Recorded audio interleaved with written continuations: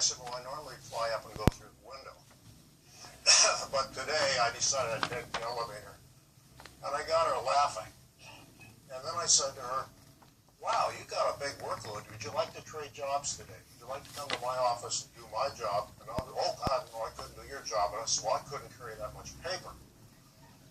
And, well, what is that paper all about? Well, it's our next convention that we're planning in Acapulco. We're going to have about 10 or 11,000 people. And I said, that's very interesting. When are you going to have it? She said, next August. And I said, and these are the final papers on it. She said, yeah. And I said, well, great. I said, if you don't want to switch, you work on that. I'll do what I have to do today. And she said, what are the most important things you do? She was really inquisitive. And I said, well, if you're a good CEO, it's like being an orchestra leader.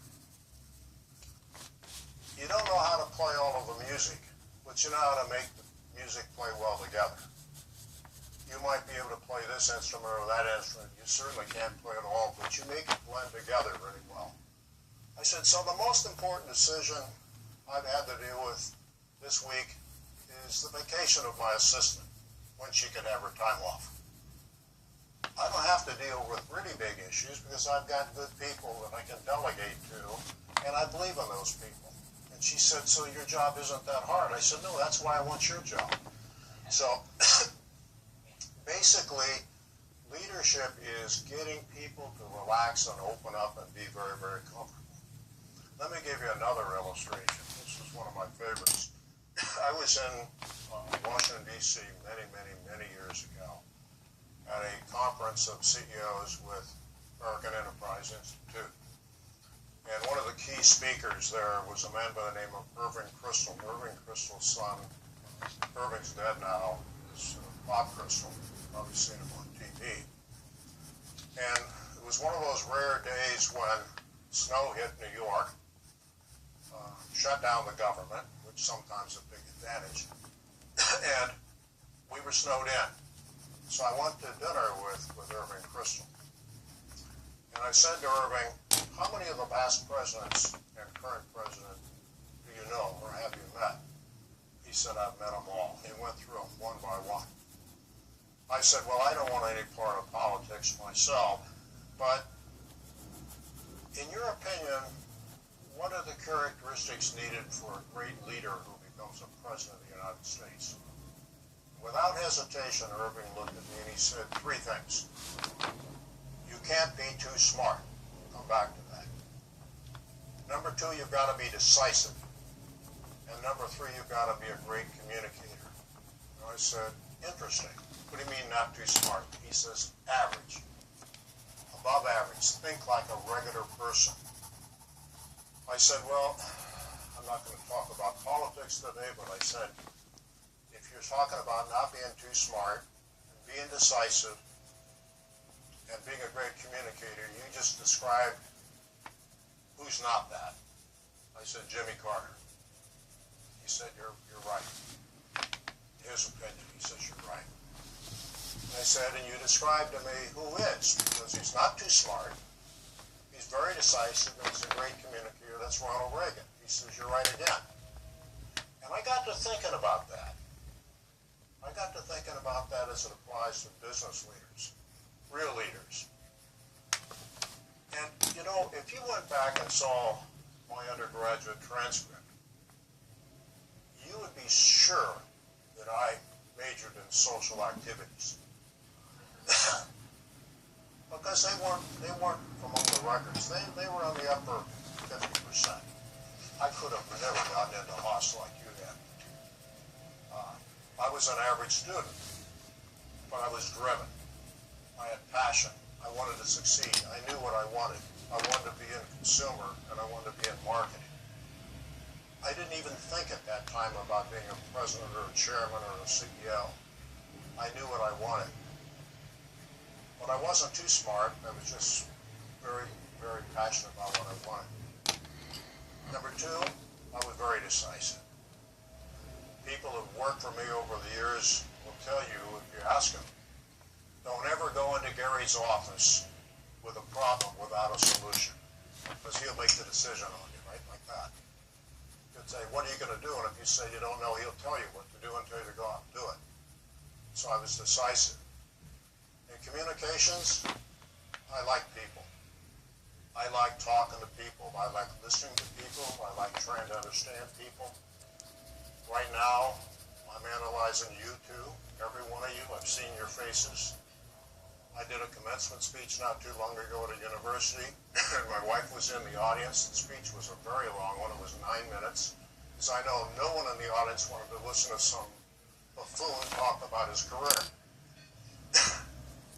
But I went and sat down with the dean and the professors in the faculty section, and my wife was in the audience, and she said, you didn't say a word. You were watching every student. What were you thinking? I said, I was trying to figure out who was going to be successful. And she said, did you figure it out? I said, I figured something out. I figured out who's not going to be successful. And she says, how can you tell? I said, just watch the way they walk, how serious they are, how confident they are, how outgoing they appear, the look in their eyes, the smile when they get their diploma or their certificate. I said, you can tell if you really watch. And that's what I think leadership is about. It's not about being the smartest. It's not about weighing everything so you've got so many alternatives you don't know what to do. I know a businessman who runs a company that I used to run at one time.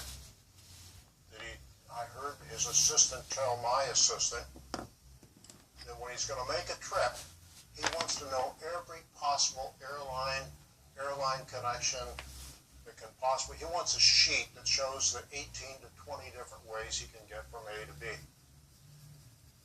I don't do that. I tell my assistant I'm going to New York. I'm going in the morning. I'm flying on United Airlines. I'm sitting in seat 2B. Get me on the flight. So you really have to be decisive in what you want to do. And most of all, you got to communicate. There's no one that's ever worked with me that doesn't know what I'm thinking. You want to ask me a question, I'll tell you exactly what I'm thinking. And I'm pleased to do that now if you have a few questions. But that's my kind of summary of 50-some years of love and fun work. And by the way, never retire.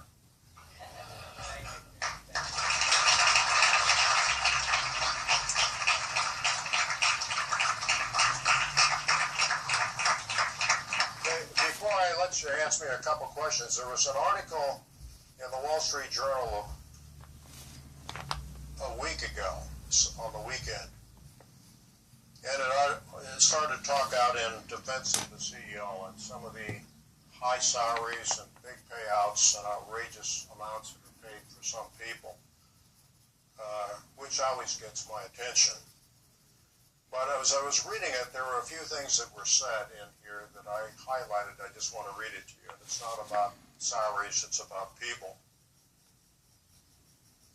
Yet saying that the job of someone like Jeff Bezos, Amazon, consists of doing lots of meetings is a bit like saying that Shakespeare wrote words. True, but pretty thin for explaining what made, say, Steve Jobs, Steve Jobs. Meetings remain the focus of a CEO's day. This is true. Primarily because such personal interactions are critical to learning the information necessary to run a company. After all, one of the most important jobs of a manager is to decide what information gets passed up through the chain of command to the CEO.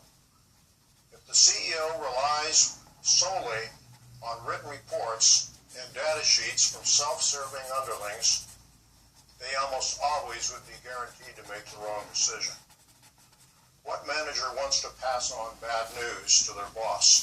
It's so much easier to do it in a report than when you're being questioned face to face. The very problem was at the root of Toyota's response recently to its problems in 2009 with the sudden unexpected acceleration in its vehicles. Managers were all too willing to paint a very rosy picture for the CEO, which hampered his ability to direct the company to respond accordingly. The skill to extract from underlings the critical decisions and facts that are needed to inform his decisions or her decisions